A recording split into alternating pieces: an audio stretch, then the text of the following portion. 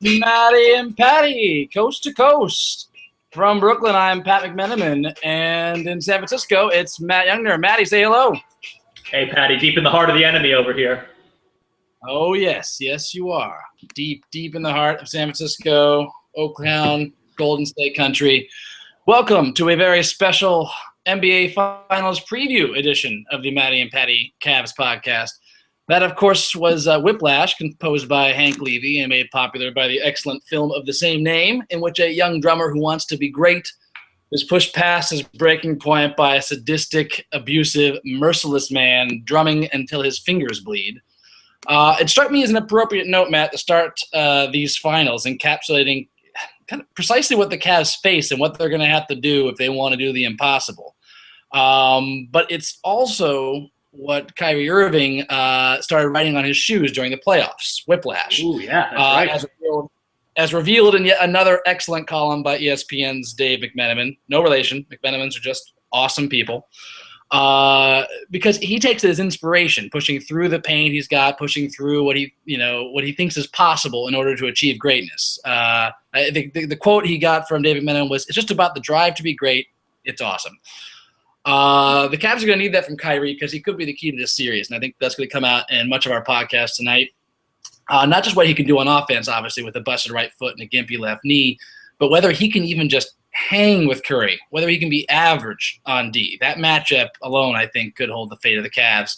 By way of introduction, before we get any further, we, Matty and Patty, are a pair of unapologetic Cleveland fans, born and raised, who spend far too much time following the Cavs. So we are homers, yes, but we are homers with brains and hearts, which is why we must always begin with the kill list. Now, Matty, for listeners who are tuning in for the first time and wondering why we have established a kill list and are ready to tune out, can you just explain what the hell that's all about? Absolutely.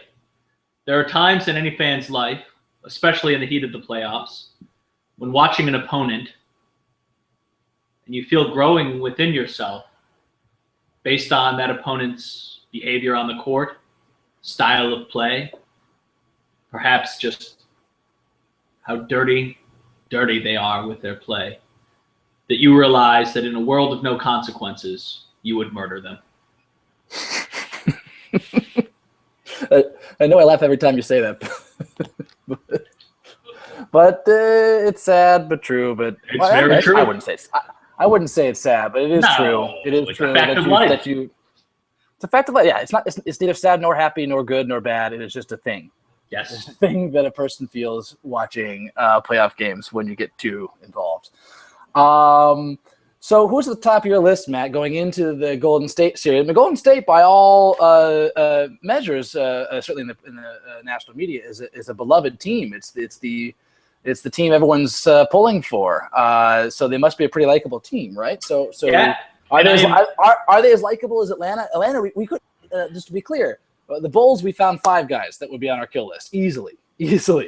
Atlanta, though, we couldn't find anyone that could crack the list. What about Golden State? So I do live in San Francisco. I've been following this team closely all year, and they are, in my opinion, very likable. It is a really fun team. We'll talk about how good they are in a minute. Yeah. But a bunch of likable guys. I think you and I agreed on this. I think there are 2 lead candidates for the kill list. Those are Mr. Green and Bogut. I think I will talk first about Bogut because I actually think he's the one that's going to do it if one of them does. I think you might be right. Dirty is probably not quite the right word because I don't think he does stuff that would hurt somebody. He's not Mike Dunleavy Jr. out there, but he does a lot of illegal stuff in the scrum under the basket. He is very, very crafty and good at hiding it. So get used to a lot of this in this series are big guys going to get rebounds and finding themselves with their arms locked by Mr. Bogut in the paint. It's like a good offensive lineman that knows how to hide his holding. He does a lot of that kind of stuff. And you saw Dwight Howard freak out at him a little bit and lash out in that last series. Yep. Our guys are pretty even-tempered besides the occasional Mozgov eruption, but you are going to see it, and it's going to make you mad. Yeah, to go back to that Dwight Howard thing, I think I saw that replay about 6 times before I caught what Bogut did. Mm-hmm. Like I watched that several times, and then I was like, oh shit, okay. I mean, like, that's how subtle it is in the course of real action. They're not going to see that if you can't see it in the first 2 or 3 times on replay. Or maybe I'm just dense, but super sneaky. And the first time somebody on our team gets a technical called on them for lashing back out at them, it's going to make me and you very angry. Oh God. And speaking of crafty Australians who get under your skin, I mean, is he Delhi-esque or is he another level? Is he a different breed? No, different breed. I think this is the crafty veteran, right? Delhi is a hustler, and he gets people mad from trying too hard. Yeah. Bogut, not that he's lazy or anything, but Bogut really does things that are illegal. He's just very, very good at hiding them. And when they come out on replay and when they start to frustrate our guys, I think that's going to make us very, very mad. Right. So the other guy, Dre Green, obviously, he's the heart and soul of the Golden State Warriors as much as you can when you got a guy like Steph Curry on your team. But he's sort of like the emotional core of the Warriors in a similar way that Joakim Noah was the emotional core of the Bulls. He's the guy that'll talk. He's the guy that'll get in people's faces. He's done that throughout the year. People out here love him for that, and I understand why. Yeah, I probably would too if he was mine. For sure. I appreciated the cool story Glenn T-shirts and a front he pulled on Doc Rivers as much as anybody. But in the heat of a series, that kind of talking will rile the blood. Oh, it will drive me crazy. But yeah, I think our friend Dave Deming was saying, like, it's like Draymond Green would on most anyone's list, be on most anyone's kill list if you're not a Golden State fan, except for the fact that he's just so entertaining. And I mean, the thing that I remember is before the season began, there was this tweet that he sent out. First, actually, he retweeted it. It was a dweeby kid who tweeted this picture of him standing in front of Draymond Green, and Dre Green was autographing his basketball. But the dweeby kid texts, I was telling Draymond Green he's going to get rammed by my Lakers this year. But just that alone was pretty funny, just seeing how lame this kid looks standing there saying that he's going to get rammed by my Lakers. I mean, there's a lot of things to unpack there. But anyway, he didn't even tag Green, but somehow Green saw the tweet and simply retweeted, "You didn't say that." Like the league lost its shit. Like he got retweets and replies from like half like other players like Jared Sullinger and Trey Burke, and he just replied to them saying it had to be addressed. he found out some dweeby kid who tried to tweet a little taunt at him. He caught it and called it out. Like that's his MO. Like he's gonna talk, and he's not gonna let you talk without having a chance to have the last word. No, I find him very likable personally. I admire what he's done in the league. He's a Big Ten guy. There's a lot to like about him. He will make us angry at some point in this series, is my prediction. Guaranteed. So that's the last nice things we're gonna say. There's the last of the nice things we're gonna say about Draymond Green. So I don't know. I don't think there's anybody else on the team that's got. Steph might do some flopping 3-point shots. We talked about that in an earlier podcast. That'll make us a little mad. I think we talked about it off the podcast. I was just gonna say. I mean, I think there's some bottom of the barrel guys here who I don't think will come close to making on the kill list, but they're gonna piss us off big time. Curry is the guy with the Harden-esque shot flopping. I mean, this gets into my superstar. I mean, there's the thing. We saw it the other night. He did this shot, like somebody grazed him, and he just yanked his hand back like he touched a hot iron. It just drives me crazy. Now, of course, I'll defend Kyrie, who will turn around a screen and pull up short to take a jump shot. But to me, that's the same thing as that's a pump fake guy getting up in the air and then jumping into him. Everyone knows that's legit. Just like, I mean, Kyrie did a couple of times against the Celtics who were grabbing his jersey around screens. So what he did was he curled around the screen, and knowing the guy was running as hard as he could to catch up to him, just immediately pull up. And knowing the guy would run into his legs and get a free two shots. That was super smart. But Curry does the thing where a guy doesn't even foul him, but he knows it's close enough, and he'll just yank his arm around. It's it's Reggie Miller-esque. Reggie Miller's on our kill list. So no, there's a difference. There's a difference between tricking the defender and tricking the referee. Yeah, exactly. Tricking the defender is fine. That's part of the game. Mm-hmm. Tricking the referee, while Reggie and compatriots will defend it sometime on the air, it drives me crazy. Yeah. One of my pet peeves about like the whole flopping debate that we hear about is I don't hear enough talk about the verbal flop. Paul Pierce perfected it. Guy will drive through the lane. No one will actually touch him, and he knows it. But as he's going for the shot, he's just expecting it, so he starts going like he got hit. He'll do the verbal flop of like, I got hit real hard, and Pierce got the call all the time from that. And no one talks about that. I think that's equally bullshit as any kind of like actual charging flop. It's obnoxious. I just hope people see through that one a little bit. It's a little more transparent. Yeah, and Draymond Green gets away with it because he does that on every single shot, I think, at the basket, as I understand it. Every single shot at the basket, he'll yell "and one," whether he makes the shot or not. Very, very Deion Waiters-esque, actually, in that regard. Yeah.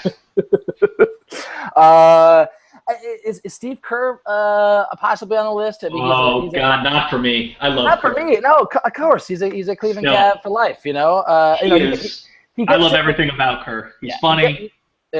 I was gonna lay out the case. My understanding, the whole running the score swagger, but fuck that. They earn it. I have no problem with guys just leaving their guys in the court and just scoring. I mean, I probably will hate it when they're beating the shit out of us, but I really like Steve Kerr. I retweeted somebody tweeted out the original Splash Brothers. It was a picture of Mark Price and Steve Kerr. I like that. That was good. Yeah.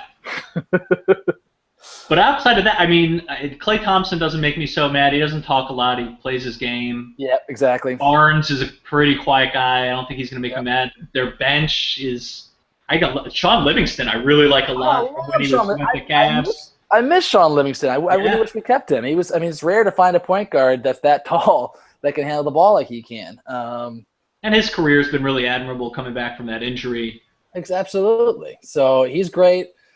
Spade, I still have good feelings about from when he was with the Cavs too in that same weird season. When he made us watchable for about 5 games. Yeah. And Iguodala, has always kind of been a solid guy, right? I don't see any issues with him. He doesn't bug me at all. Barbosa doesn't bug me. David Lee doesn't bug me. Yeah, no. It's slim pickings. For that team. So I think it's the big two and maybe a little Steph, and I think that's it. Yeah. But you know what does bug me about the Golden State Warriors, Matt? You know what really pisses me off? What's that, Patty? How fucking good they are. Yeah. Like, this is terrifying. Let's talk a little bit about the Golden State buzzsaw. We have to say a little bit at the top. I mean, as LeBron said, he says he's never the underdog. I mean, yes, in many people's eyes, and the fact is, like, a lot of people will do the same thing they did against the Hawks. Like, I remember we were previewing the Hawks series. Everyone was describing all these ways we couldn't guard them, we couldn't beat them. Like, Zach Lowe had that really long piece previewing the Eastern Conference Finals that read like the Cavs have no way to stop the Hawks. Yeah, but I'm picking the Cavs in 6 because there's always that. There's always that chance, and there's the experience factor everyone likes to talk about. But I don't buy that. But that's how good the Golden State Warriors are. LeBron is that good that he's never an underdog, but in this series he is definitely an underdog. The Cavs are definitely the underdog in this. Talk to me a little bit about what makes the Golden State Warriors so fucking horrifying. Yeah, they are a completely other breed than any of the teams we've faced so far in the playoffs this year. They are easily the best team in the league this year. The only competition, I think, was Cavs firing at all cylinders, which we know they're not. And even then, I think Golden State, if we were fully healthy, Kyrie, fully healthy, Kevin Love, I think the Warriors are still the favorites in this series. Their offense gets all the attention, right? And it is terrifying and really, really good. It is not. They get a rep as a jump shooting team, and they certainly are that, right? They're probably arguably the best shooting team of all time, which is nothing to sneeze at. But they are not just that. I think they can do it all on offense. They can play big. They can punch it down low if they need to. They can penetrate. It's an incredibly talented squad. Their offense gets all that attention. It's the number 1 rated defense in the league, too. They have a really, really nasty D with great Green, Thompson, Bogut. Those are all premium defenders that the big guy, not the big guys, but the sort of the big wings that they have with the addition of Iggy off the bench and Livingston. They can just do a lot of stuff, switching on pick and rolls, getting out, covering a lot of ground, getting back and the paint and back out to cover 3-point shooters. They're very good defensively. They are very well coached. They are incredibly deep. The exact opposite of what the Cavs find themselves in right now. They can go 11 deep easy with no problem. I think that they are well coached in the sense that they know what they're doing. I think that coaching staff is also willing to do some different things. Most recent example that I can think of being sticking Andrew Bogut on Tony Allen during that Grizzlies series, which is that's really out of the box.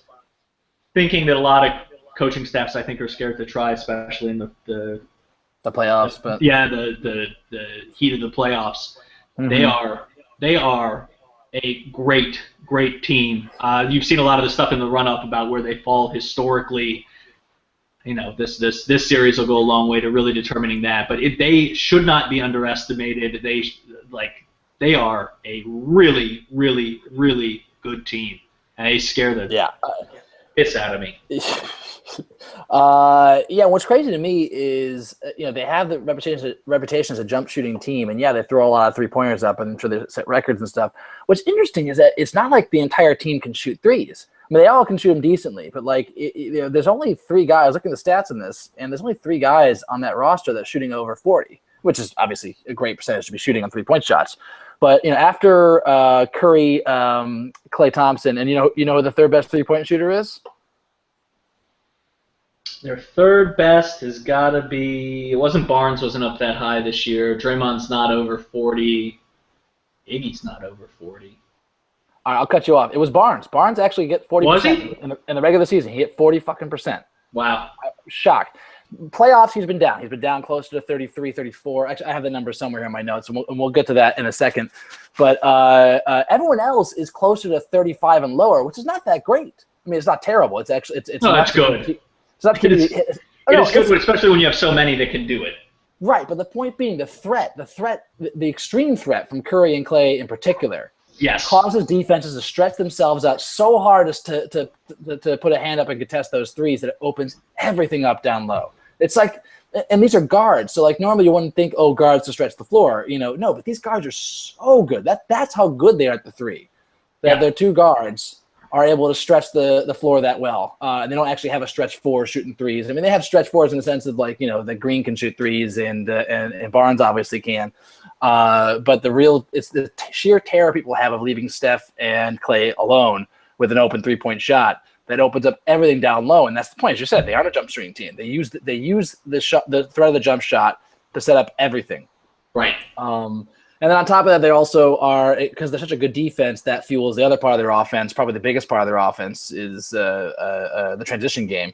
Yeah, they're just sheer murder. I like to call them Fury Road. Fury Road. I've been seeing all these pictures and tweets and GIFs describing the Golden State offense just by showing that one clip of the flaming guitar from Mad Max. So that kind of covers it. Yeah, Fury Road. That's this team in a nutshell. I was at the game that the Cavs played out here in January. Oh, wow. Yeah. Which actually was no LeBron, no Shumpert, and was a little bit closer than the final score indicated. But I think at one point in that game, I couldn't see in the arena, but my brother texted me that at some point in the fourth quarter, I think it was 30-0 in fast break points.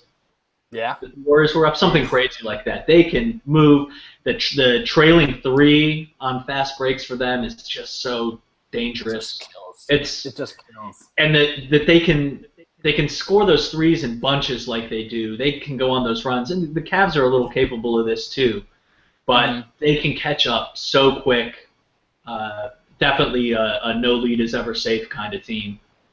Yeah, that was the crazy thing. I remember when we actually had that one game, we did win against them, and that's the one kind of ray of light here. Although we had Kevin Love back then, and that was a big key to our offense in that game.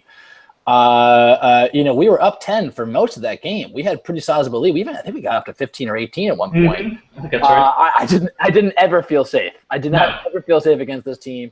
I mean, for God's sakes, Houston in Game 4 of the Western Conference Finals had like a 27-point lead or something like that in the first quarter. They're at 44-22 at some point, and every tweet I saw was like, "I still think Houston's going to lose this game." Oh yeah. No. And yeah, they basically lost that lead. They eventually got it within like 2 or 3, I think. All the metrics we tried to come up with last time, Pat, about when you can relax and the lead is safe, just throw all that out the window against these guys. I think double it, right? 8 points a minute. That's something like that. Yes. 8 points a minute. Yeah. When we're up 16 points with 2 minutes left, I think we got it. I think we got it in the bag. All right. That's all we got to do. That's all we got to do. We just got to get a 16-point lead, but with 2 minutes left in the fourth quarter, and we can relax. So that's it. Not so big deal. All right, let's move on to the finals preview. That's where I think we're going to spend most of our time tonight. That's what this podcast was titled, a NBA Finals preview. First, before we get into it, Matt, we're in the fucking finals. Yeah, let's not forget that. That's fucking awesome. I can't believe that. I still remember I've been saying to everyone in my office, particularly Mark Lamont Hill, who likes to troll me and my Cavs fandom. And torture. A lot of nerve out of the Sixers fan too. I gave him a little shit about this. We'll get to this a little bit later in some of the fan fallacies and who you should be rooting for in this series at the end of the podcast. If we have some time, but he loves to give me shit, and I told him after Kevin Love had his arm torn out of his socket. I was like, I'm just happy to be here now. At one point, at least I can relax. There's no real title hopes now. I mean. Sure, we always have a shot with LeBron and Kyrie, but, whatever we get is gravy. But now, of course, we're here, and now it's terrifying again. So, it is good to remember those moments, that it's nice to be in the finals. We talked about that in the last pod before we knew the dread would start. Exactly. So these we're still in the middle of the 2 more days. NBA Finals start Thursday at 9 p.m. So we got another full day ahead of us without having to start being terrified. So, but let's put that aside. And Matt, why don't you start giving your keys to the NBA Finals and what the Cavs have to do to have any shot of achieving the impossible? Sure. So I think in a reversal of how these previews have gone before, I'm going to talk a little more about players, and you're going to. It seems like get into stats a little bit later, but I think that yours will fall out from mine pretty well. So number one for me is, what are we getting from Kyrie? Mm-hmm. That's a really Whiplash. big Whiplash. Right. Going back to the top. How playable is he? And that's on all sides. What are we getting? 30 minutes of 80% Kyrie per game? Are we getting 20 minutes of C- Kyrie per game? That's a big deal. What kind of offensive burden can he pull off of LeBron? What those terrifying moments when LeBron's on the bench where we've somehow outscored people, which is just insanity to me. What was that lineup we had out? I think in the first half of one of the last 2 games against. Oh, it's just absurd. Delly, Shumpert, Smith, Jones, and Thompson. Yeah. Oh, that's right. That's the one I said. It was the 2011 Cavs teleporting into, or maybe 2012 Cavs teleporting into the NBA Eastern Conference Finals. Yeah. Oh, yeah. So just Kyrie being out there in those moments is enough to that's a big deal. Mm-hmm. And then secondly, what he's able to give on defense. I don't even think healthy Kyrie can really hang with Curry, and we'd end up having Shumpert and probably LeBron, honestly, a little bit on Curry throughout the game. But the Warriors also are not the Bulls or the Hawks, where there's players you can hide Kyrie on.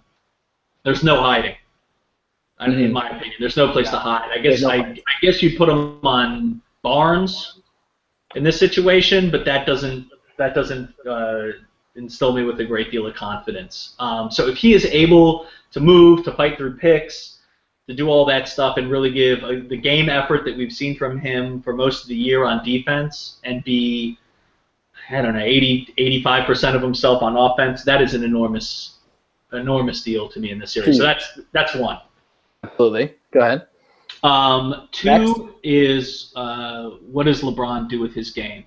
Mm-hmm. So I'm sure everybody's read about this all over the place, but his jump shooting has been strikingly bad, right? And not just something weird's going on, almost bad with his jump shooting. This is quite a slump that he's in. I saw Instagram video of LeBron and Kyrie shooting left-handed baseline jumpers, like horribly, like the way you and I would shoot left-handed jumpers. So I don't know what that says. Maybe that'll get his mind right. I got nothing. Go ahead. I hope so. So I think the key is either his jump shot comes back to where it was last year, honestly, or for some parts of this year. It can't be as bad as it was, right? He's shooting 17% from three-point range. We're in big trouble. So either it comes back a little, or he just scraps it and just says, I'm doing all my work in the paint here. And I don't honestly think, if he's really putting his mind to it and just going down there and going to work all game, I don't think, while the Warriors have a lot of guys they can throw at him, I don't think any of them can really give him real trouble.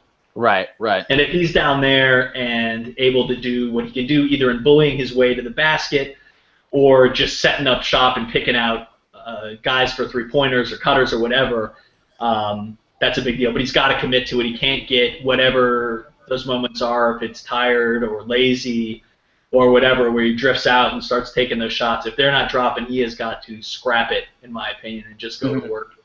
Yeah. Down there or on pick and rolls or whatever that might be. But we can't have him throwing up long twos and just bricking three-pointers like we saw for a lot of the Hawks series. We do not have that margin of error for him to shoot like that from out there. Yeah, absolutely. So that's 2. And then 3, I think, is what are we getting? Are we going to see another transcendent experience from sort of our next tier of guys, right? Like, is TT going to keep on the trajectory that he's been on? Does he have more of what we saw in the Hawks series in him? Yeah. Bogut is obviously bigger than anybody that the Hawks had, but Draymond's not huge, and while tough and a good rebounder, I think TT can get him. But he's got to be going to work and just cleaning offensive boards this series. We need JR probably to have a game or two of what'd you call him? I don't know, but we went supernova. We need him laying pipe. Yeah. Like crazy. And wait, what is that pipe called? The big political football, the transatlantic cable pipe. What the fuck is it called? The one that they're fighting over. Fuck, I can't remember. But hey, you're the newsman. You tell me. I know I should, but I've blanked it out. It's too late at night for me. We need him to lay so much pipe that goes all the way from Cleveland to San Francisco. How about that? Like we need some, not every night necessarily, but we need a couple. I think a transcendent performances him, and need him to keep up the work other places. And Shumpert, I think. A little bit of offense, but his defense. This is the time, right? Like, we need a shutdown performance.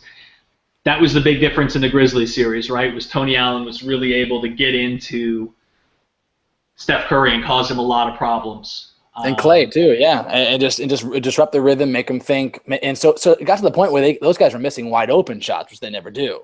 Right. Curry lost that air ball on a wide open shot in that game that he was being really bothered. So right. So if LeBron's forecast of Shumpert becoming an all NBA defensive player is going to come true, this is the time it's really got to start. He's been great, but the threats we're facing here are much graver than what we faced, I think, from anybody coming into this point. It's certainly better than what we saw from the Hawks, especially after Korver went down, and this backcourt is better than a good Rose and Butler backcourt that we saw in the Chicago series, right? Like, Rose does not have a jump shot to speak of. No, and that gets into some of my keys. I'm gonna talk about in a second if you've covered your points. Any other big points you want to get to? Oh, by the way, Keystone Pipeline. I just got it. Keystone Pipeline.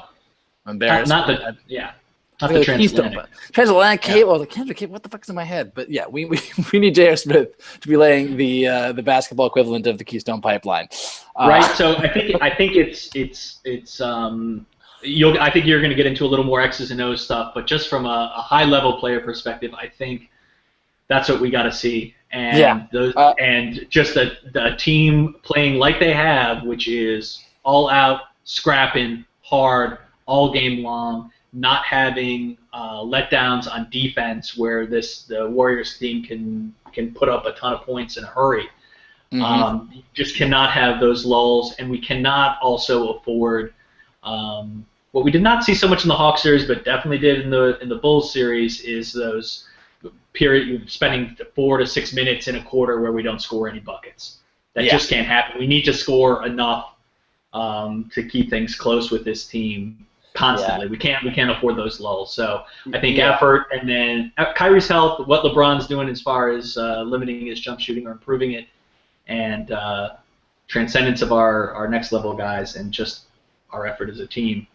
It's a big deal. And then finally, and I think you'll touch on this, is go ahead. This is the test for David Blatt too, right? Like he hasn't gotten enough. I think some of the decisions he made in that Hawks series were paid off brilliantly and were the correct choices. And he's got to make a whole lot of choices in this series in terms of the lineups he's running out there, strategy on some X's and O's stuff. And let's see. This is a big test for him. Let's see what he's got. Yeah, he's got to come up with a great plan, and he's got to adjust it several times a game, not just from game to game, because it's going to be pick your poison a little bit with some of these 3-point shooters, and you're going to have to kind of just get a feel for who you're going to let shoot them, and who you're not. And the Warriors are not going to keep. They have the personnel, the will, and the coaching acumen not to keep banging their head against the wall if something isn't working. They're going to mix it up and try something else. Yeah, they're not a static opponent at all. Yeah, couldn't agree more. And I will come back to, while of course LeBron and the bench mob are key to every series, and Kyrie is to some extent. I do think Kyrie is probably the most important because he changes the complexion of the remaining matchups without Kevin Love if he can play anywhere close to 80% for the rest of the series, particularly on defense. We know he's going to be able to do an offense. We don't need him necessarily to be transcendent on offense, so that will certainly help. And will certainly help balance out what Golden State, the kind of damage Golden State can do on offense. But it's really key what he can do on defense, because it'll keep us in the game if he can. Yeah, if he's not playable on that end. Little Luna. Yeah, Little Luna's making a guest appearance on the Maddie and Patty podcast. She's getting fired up. Big Cavs fan. I like it. Mm-hmm. So getting into some of my keys and some of these X and O's, and this actually we are meeting demand here, Maddie. We our audience has demanded more X and O conversation in this preview, and we provide. We've responded. We are now. So I think that the biggest thing to watch in this series, the first and foremost thing to watch, I'll sort of bookend this with the two most important things with an X factor in between. But the biggest thing to watch for first and foremost is how the Cavs defend the pick and roll on Golden State. Mm-hmm. The basic formula has to be no open threes for Curry, Clay, and Barnes. Barnes actually has been shooting a little bit under his 40% average for the season, so I could see the argument for letting him shoot if you're making a choice amongst those three guys, that's the one you let go. Sure. I can live a little bit with Barnes, but I don't like that. I think we're gonna get burned. I think he's gonna eventually. I think it's gonna come back to the mean. If he's been shooting 40% all year, he's gonna have some big games. We keep leaving him open. And I don't want him to get comfortable either. So that's the big thing. But the key thing is, I think we can live with everyone else. Yeah, 34% is a good, solid 3-point range shooting. But you know what? Jeff Teague shot 34%. You know what we did? We let him shoot it. Mm-hmm. That's what I was surprised by. And this gets into so one of our friends, Jeff Stiggy, the Vile Stiggy Thins, had some strong criticisms for the way the Cavs had played pick and roll defense in the Eastern Conference playoffs. His criticism was the Cavs. I don't have the exact quotes here, so I'm sure he'll object to my paraphrasing here. But he's basically saying that our pick and roll in the Eastern Conference playoffs was horrible because we just played under the ball handlers. We played under the screen versus Chicago and Atlanta, and we just lucked out that they didn't hit their threes. They didn't hit those deep jump shots. Golden State will kill us. Now, he's right and he's wrong. He's right that Golden State will kill us if we play the pick and roll like that and go under the screens. Like, they'll feast on that and just destroy us and rain fire and death and brimstone upon us. Yes. But he's wrong. He's completely wrong that the Cavs lucked out. Blatt deserves so much credit for this. It was incredibly analytics driven. It was completely intentional the way we went under the screens for certain players. For example, Derrick Rose is a horrible 3-point shooter. We want him shooting those threes. He hit some. He got real hot sometime. And we contested some of them too. But we just shoot that shit. And eventually he did, and shot the Bulls out of the game basically in that Game 6 closer. Teague was better, but he only hits about 34%. If that's the guy taking threes in the series, not Korver, then we're going to win the series. If we're going to let that guy shoot especially let him get deep into the 3-point line, shoot that deep jumper. Go ahead. And that was ballsy because 34% is still a high percentage or high-ish percentage, right? It's one that can do some damage, and he's going to get hot and really hurt you from time to time, and he did. But it took a lot of discipline on the coaching staff to say, no, guys, play the averages. Play the analytics. Right. He's going to start missing, and this allows us what allows you to do. You live with that. They're going to hit you. They're going to hurt you. You're going to let that go. You're just going to hit them that. And those guys have wide open jump shots. They'll probably shoot a little bit better than you lock down on everything else in the paint, and that's where the easy buckets are. The one thing you want to make sure you eliminate the 3-point shooting from the guys that can hurt you, really, really hurt you, that will just destroy you. And let the guys who will occasionally hurt you just shoot it. You gotta let that go. I mean, obviously, look, we want to close out in every one. We want to try and contest every 3, but those are the guys that you let it happen if you have no other choice. The one guys you do not let ever shoot a 3-point shot, without a hand in the face is Curry and Klay Thompson, and I think to some extent Harrison Barnes. So that's my response to Jeff Versteeg's criticism. That the Cavs did not play the pick and roll well in the Eastern Conference playoffs. That was by design, and the thing is, we're going to have to change it. But then, Matt, how do we change the pick and roll? How do you defend that? I was reading a couple of different takes over the past couple of days. God, it's terrible. I forget his actual name. I know his Twitter handle at Cavsanada. I think it's do you know what his name is? He's the Fear the Sword writer. Is that Rowan? Yeah, Justin Rowan. Justin Rowan, solid writer, fantastic follow. If you guys are on Cavs Twitter, you got to follow him and follow pretty much everybody from Fear the Sword. They're hilarious. His argument was you just stick Kyrie on him, give him no help, and let Curry get his points, which is sort of an unusual take, but it's a reverse of the let LeBron get his points argument, which people are actually arguing for this series too. The idea of let Curry shoot, just don't let anyone else get going. Let them get cold, shut them down. And, if Kyrie can sort of hang with him and keep him, average for Curry, we'll have a chance to win the games. I don't know if I follow that or necessarily buy that, but there's some merit to it. Zach Lowe, his piece, I didn't get a chance to finish today, but he was basically saying the opposite. Hide Kyrie on Barnes. Mm-hmm. Make him beat you on post-ups. Yeah, Harrison Barnes can totally beat up Kyrie on post-ups, but, then it's Harrison Barnes taking a ton of shots. In a post-up situation he's not familiar with. It's sort of, in the meantime, you're keeping the ball out of Steph Curry's hands. So that's, there's advantages there.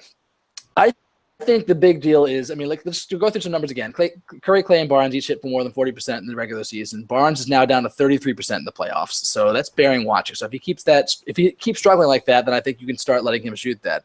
Iggy actually shoots 35% in the regular season, but he's down to 32% in the playoffs. The key thing here is that Dre Green, people try to close out on. He's able to hit big threes. He shot 34% in the regular season. He's shooting 26% in the playoffs. He's been a little rough. LeBron-esque. And he also, that's the other thing, Dre is not a great three-point shooter, but he launches way more threes than Harrison Barnes, who's a better three-point shooter, Iggy, anyone. So that's kind of interesting. It's like he still shoots these 3-point shots, and it doesn't seem to hurt them because he's got one of the best plus-minuses on the team because of his defense. So anyway, the point being, we had to let Dre shoot those threes. We got to live with that. That's a shot just like Jeff Teague that we have to be disciplined about letting happen if it comes down to that. The breakdown happens, we let him shoot that. But what I think we're going to see, Matt, in this series is the Mike Brown defense is going to make a comeback. We're going to see a lot of show and recover. And a lot of trapping, as well as some switching. We didn't do a lot of that in the Mike Brown era. It was mostly show and recover. And we're going to need a mix of all three to have any chance against these guys. The only way we can make sure that Curry doesn't get an open look. But it's a ton riskier than the kind of defense we were playing in the Eastern Conference playoffs. In fact, this is how Blatt tried to play defense early in the season, if you remember. And we got torched. He was playing a really aggressive show and recover pick and roll D. We just didn't have the personnel to do it. The wing D couldn't stop the penetration. The bigs couldn't recover to stop the roll, and we just give up a shit ton of layups. If these guys aren't ready because they haven't been practicing, they haven't been playing this in the playoffs. That's what makes it a big risk. If they aren't ready in the layoff to actually execute this, we could be in trouble.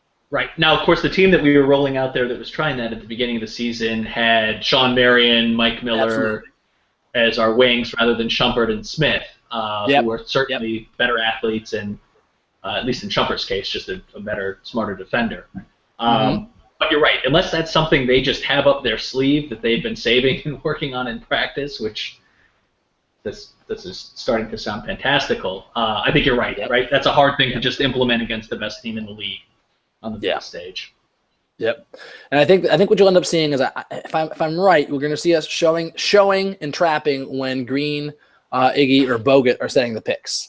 Meaning we're gonna live with letting them get a chance at an open three, or rolling to the basket a little bit, and we may even trap a little bit to make the pass tough. But when Clay or Barnes are setting the picks, we're going to switch and make sure that they don't get a clean look at a three-point shot. And that's what's neat about this team, is that we actually kind of have the ability with the guys who'll be guarding Clay and Barnes to be able to make those switches and not, suffer horribly. The biggest key to our pick and roll defense is, can Maz cover well enough? Right. It's a big question mark whether he can actually. Certainly, he's not going to be able to switch out onto Curry. That's not going to happen. He'll just get torched alive. A lot of fouls in that situation. Yeah, exactly. And a lot of threes, step back threes, and blowing past him. It's just going to be rough. So, but if he can't show and recover well enough to stay with Bogut on defense, I'm not sure he's going to make 20 minutes a game. Honestly, he's going to play 14 minutes probably, and that's it. At the beginning of the first and the beginning of the third quarter, and that's it. But if Mozgov can stay out there, then it helps our offensive rebounding, which is the other big key that's coming up. But before I get to the offensive rebounding, my second key, my little X factor, is turnovers. Golden State, I mentioned earlier, Golden State feast off breakaway points. It's a huge part of their offense, right? And turnovers have been a big problem for us on offense this playoffs. LeBron has had a ton of them. So limiting turnovers on offense for us is a crucial component to shutting down the Fury Road. If we can find a way to limit those turnovers, I think we'll at least limit some of the damage and keep things closer. But I want to throw another thing I think was kind of interesting, is that turnovers might become an Achilles heel for the Warriors. It's been a problem for them. The Cavs are pretty good in transition, better, I think, than Memphis. Certainly not. Houston's pretty good in transition too, but we have a ton of athletic players that can do well in transition. We have an opportunistic defense, and Golden State turns it over a lot. They're ranked 21st in the regular season with 14 turnovers a game. They're actually up in the postseason. They're up 15 a game, and they're like dead last, tie with Houston for the most turnovers per game in the postseason. We've been middle of the pack the whole way. So if we can punish them for their turnovers and limit our own turnovers, that's another one of those like dynamic changes. That's what's kind of an X factor. It may not be a big deal if we all just kind of even out, but the more we can limit their opportunities to run, the better. The other big opportunity they have to run is on defensive rebounds. So that's where I think the biggest key. You talked about TT a little bit, but the offensive glass for us is probably the other key to the series. Pick and roll on defense, and the offensive glass and the offensive end is probably the two big things that we have to nail to have a chance. I don't think we'll be able to murder Golden State in the glass like we did Atlanta, but we need to kind of maul them the way we did the Bulls. And the Bulls actually, except until that last game, we're actually slightly winning the rebounding battle in that series with us. But the games that we won the rebounding battle. Against the Bulls. And more importantly, we forced them to send double teams on TT on the offensive glass. We forced them to send two guys down under the basket, sometimes a third. Like there was another guy like just drifting towards in case there was a errant rebound. Like they were trying to double team box him out, which left openings for other Cavs players to swoop in for offensive rebounds. Like the fact his presence alone just created more offensive rebounding opportunities for everybody else. And more importantly, when you have to put that kind of attention and personnel towards stopping the offensive board, it slows down the transition points. You don't have guys running back on defense if they're worried about giving up an offensive rebound. Absolutely. So if we can hurt them on the board, it slows down their transition opportunities, even if we don't necessarily win on the offensive board. And more importantly, I think we can still beat them on the offensive boards, even if they do send the people down at us, because we just have the personnel for it in a way that they don't. They're not terrible on the glass, but they aren't, they're good either. So I think those are the biggest keys. Pick and roll defense, how we run that. And I didn't even talk about the off-screen picks that they do. That's the other crazy thing. Quickly, if you see the off-screen stuff on the baseline, but they do a ton of that stuff. Double picks to spring Clay, to spring Curry. I think that kind of stuff we're just going to have to switch constantly. I don't think we can run. I don't think Kyrie can just run through all that stuff constantly. And also, why would that's the other advantage of putting Kyrie on Curry to start with, is that they aren't going to run those picks as often because they don't want to take Steph off of Kyrie. I don't know. I don't think they're scared of that. Of what? Of getting him on somebody else. I mean, because that's my point. Is that my point is if they switch, if they run, that's my point. If Kyrie is going to get run through an off-screen pick, just switch. It's not like I'm fine with Kyrie on Harrison Barnes. I don't want him trying to run through multiple screens with his gimpy legs to keep up with Curry. Just switch out because, frankly, we got a lot of really athletic perimeter guys that can defend him. We're just going to make sure that we somehow don't wind up with Mozgov guarding him. But I don't like TT on Curry, but TT on Curry is probably a different kind of bad than Kyrie on Curry. Yeah, I have. As we talked about this in the Bulls series, I thought TT played the second best defense on Derrick Rose of anybody when he switched on those pick and rolls. A little less successful against Teague, although I think foul trouble with some of that and some other things. But I think what we're going to see is that our best lineup is TT at center, LeBron at power forward, Shump, Smith, and then either Kyrie or Delly. And I think Kyrie not being able to go is a big problem. And what can we really get? What's Delly's ceiling here? Yeah, I can't believe we're talking about that. About to find out. Part of the finals, but that's what the fuck happened? I remember like halfway through the season, people wanting him gone.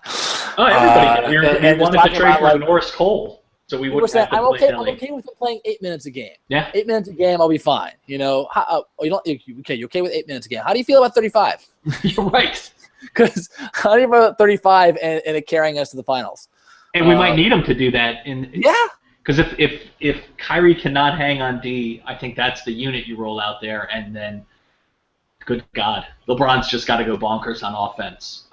Carry it, capable of it, but it's risky, man. The margins. Everybody said this when Love went down, right? And it's even gotten more so with Kyrie's injury. But our margins for error are razor thin here. Yeah. This gets to the other part that I wanted to talk about before we left and before we get into the home stretch here, is like the state of the Cavs now. I mean, what can this team do? I mean, 2-2 in the Eastern Conference semifinals, we seem dead in the water. We just had a game-winning shot that like just blew the roof off. But I remember thinking after that game, oh, that was great because we're not going to win another game. Right. I didn't think we had. Just because of the injuries and how poorly we were playing in that game. And how we just got bailed out by those JR threes. I just thought there's just no way. And then we just went on this 6-game dominant streak of basketball that no one saw coming. And look, it's careful not to overestimate the Cavs like we did in 2007.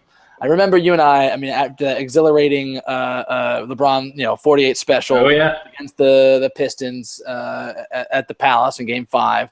And then the Boobie Gibson game in Game 6 to send us to the finals. You and I were so cocky about the Spurs. I mean, we knew they were good, but no, and we didn't have much of a chance. But after watching them handle the Pistons like that, we were like, we can take these guys. Like, I think we got the Spurs. Yeah. And clearly we did not. Wrong. Clearly wrong. So yeah, I mean, what's our ceiling now? Yeah, that's the $1 million question, right? How much of what we saw in that Atlanta series was the Cavs finding another level, finding a way to win, doing all that cliche stuff, and how much of it was the Hawks maybe were never as good. They were always going to have problems in the postseason. Maybe they would have lost to the Wizards if John Wall hadn't hurt his hand. Yeah. Korver went down, the Horford ejection. We probably should have lost that third game anyway. How did we not lose that game? I still understand. Right. So there's a lot of I think there are some Cavs fans and pundits that are sort of glossing over some of that stuff, right? Yeah. And even, seriously, even in that Chicago series, if Blatt gets the timeout call that he should have been called, game, and that transforms things. So there's been some breaks there that have covered up some of our inadequacies. Yeah, absolutely. And I think that this particular roster, without Love, with Irving hurt, and with the back end of our bench as weak as it is and essentially unplayable. We are 8 deep, and one of those 8 is James Jones. We haven't mentioned his name yet this series, right? But we're going to see a lot of him. And,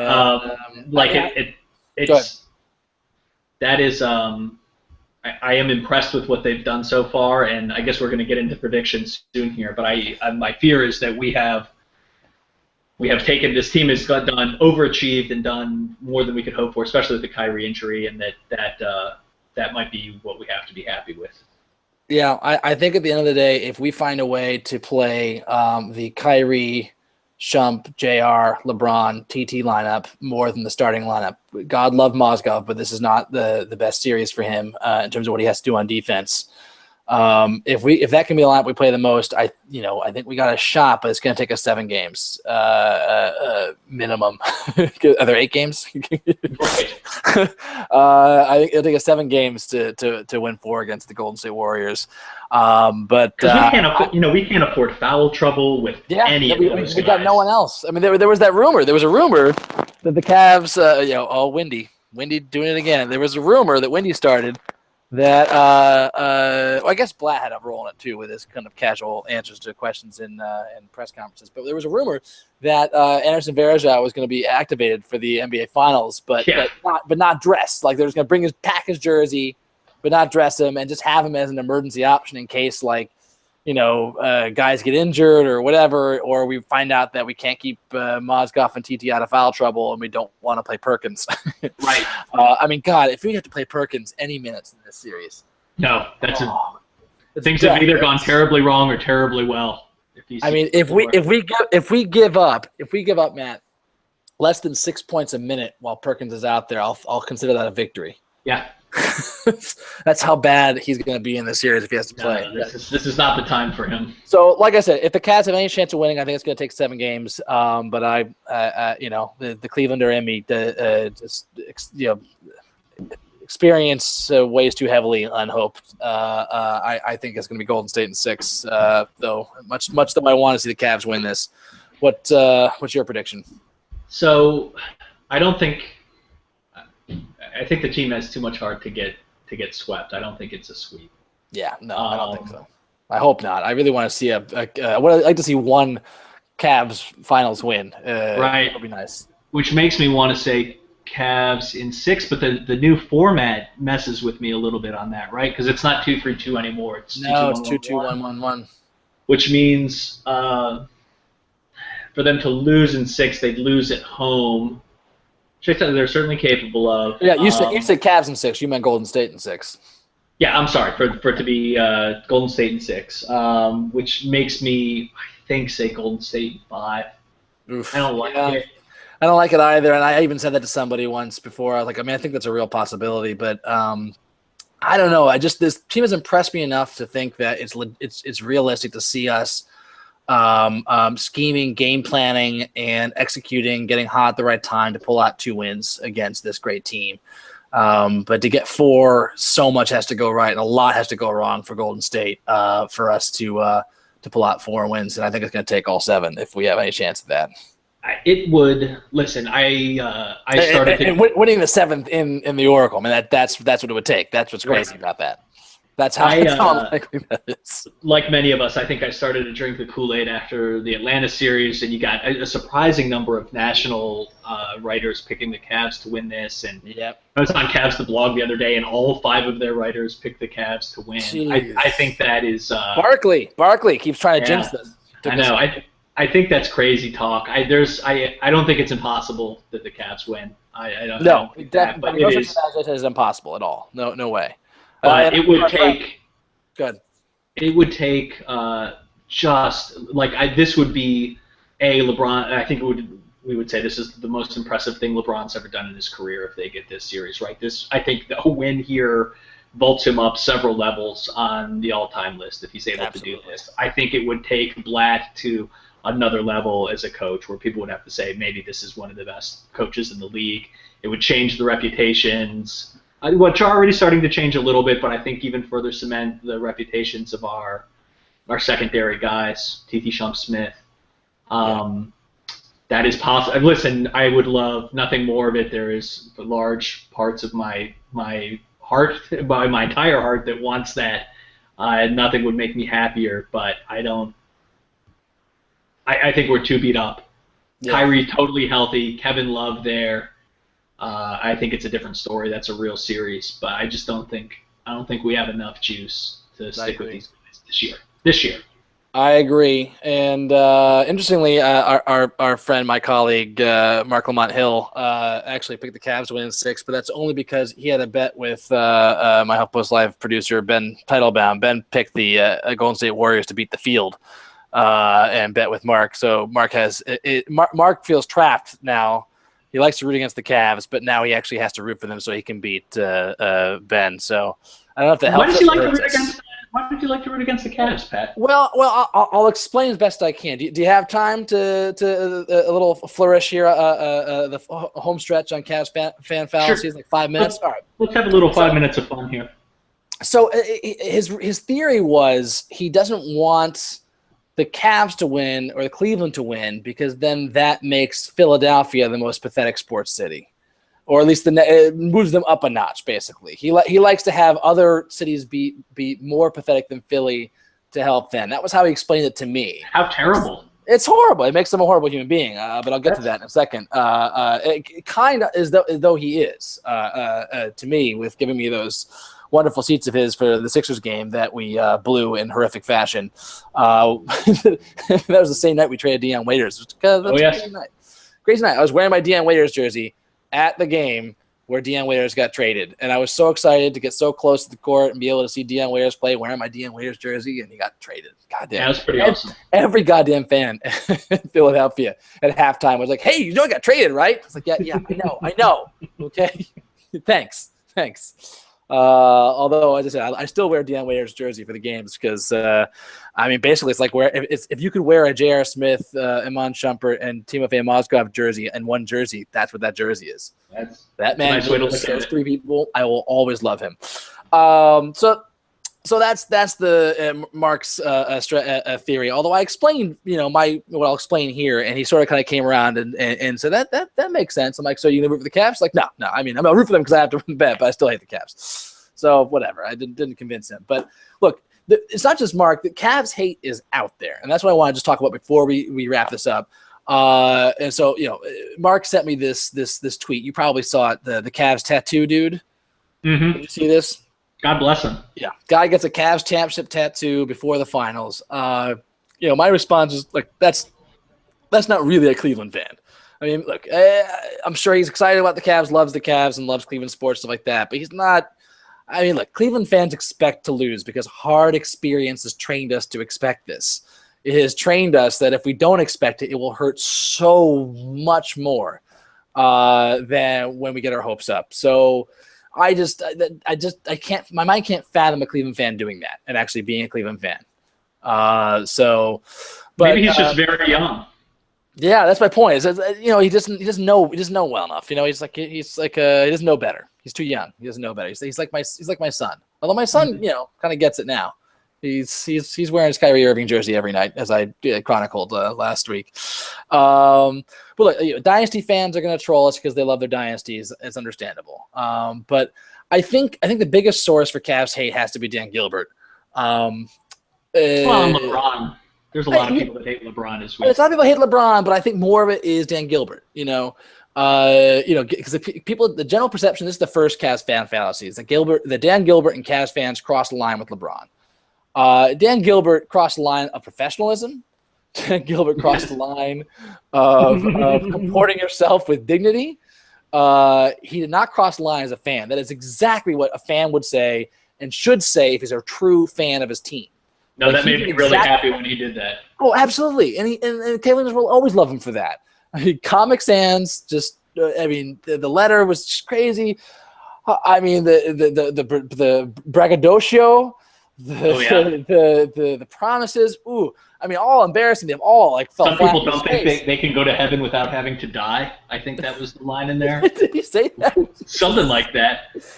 People Just way over the top. People spun it into Dan Gilbert's acting like he owns LeBron. No, he was acting like a spurned fan, which, if you're a real fan of a team, that is how you react, emotionally. That's how you should react emotionally to a team, to a player who, built up his identity around your city, right?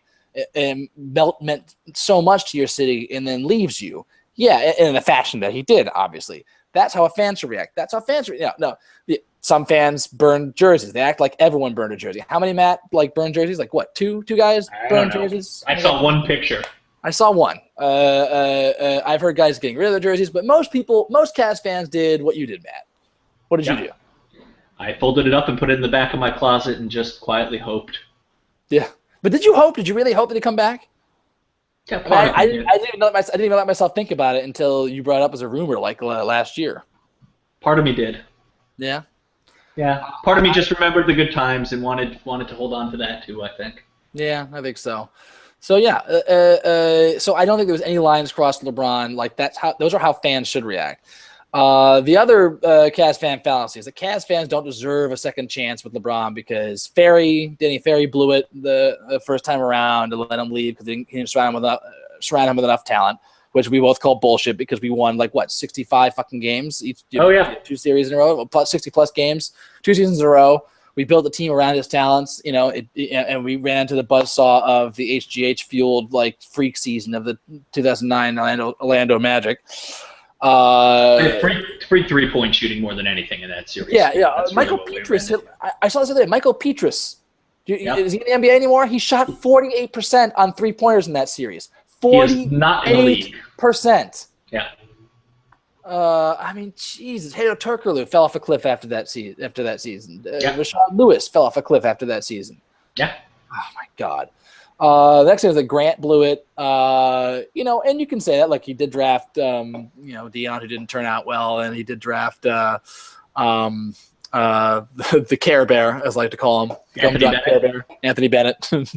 But he also drafted Kyrie when people are saying we should draft Derek Williams. He also drafted Tristan Thompson, who I cannot believe I'm saying this, Matt, is without question the right pick. Yeah. Over anyone else, I think, in that series. Certainly over Valanciunas. Who else was it? Drummond was the other guy. Drummond was the Dion draft. The other players Thompson we could have gotten, I think, right? Klay Thompson we could have gotten. Klay Thompson. I believe Jimmy Butler was taken later in that draft, and I believe Kawhi Leonard was also taken. Yeah, Kawhi Leonard. That's true. But those are those guys that we would have been laughed at for taking them at 4. So I think it was a solid pick to take TT at 4. What he did, you can't criticize that pick anymore. I don't think. Agreed. And also, we lost him, but Cody Zeller. Tyler Zeller, who's better than his brother Cody, has turned out really well. So Grant did what he did, and then there's the lottery luck, right? We won 3 number 1 picks in 4 years. Yeah. I get that, and I get that that's why a lot of people are angry, and I think that's the most sense. It's the most sensible position to be angry at the Cavs, but it's just lottery balls, and they also were, except for I think the Kyrie year with Tristan, not great lotteries, not great drafts. The years we won those number 1 picks, and we got Wiggins. Was pretty good. We got Wiggins. Wiggins, but it's still early with that. But we just turned that on to get Kevin Love, and I think if we picked 4th in that, if we picked 5th in that, we probably would have been able to get Kevin Love still. With that pick, so that didn't really help us. It made the trade that much more nerve-wracking, winning that number 1 pick. So